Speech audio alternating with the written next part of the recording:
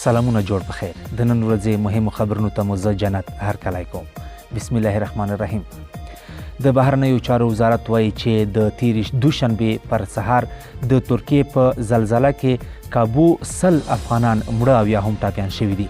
د بهرنیو چارو وزارت زیاتوي چې په ترکیه کې د افغان وګړو د قربانیانو شمیر وروستی نه دی او ښایي چې له دې نور هم زیات شي.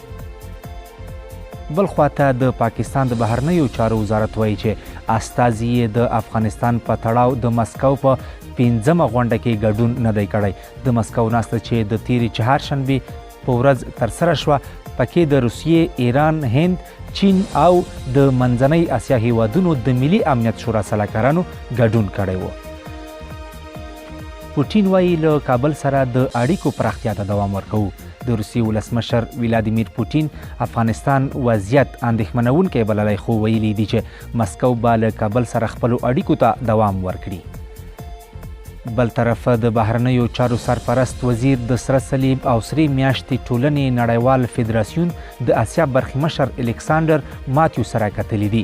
ماتیو ویلي چې د تیرو کلونو په پرتله د 2023 لپاره کلنۍ بودیجه ډیره شوې او چارې یې عادي روانې دي. او د پاکستان د پټرولیم او طبیعي سرچینو وزیر مصدق ملک په یوه خبري کنفرانس کې ویلي دي چې دغه هیواد کې لا هم د 20 ورځو لپاره پټرول او د 25 ورځو لپاره ډیزل پاتې شوي دي. قدرمنو لیدونکو ستاسو له ملتیا مننه.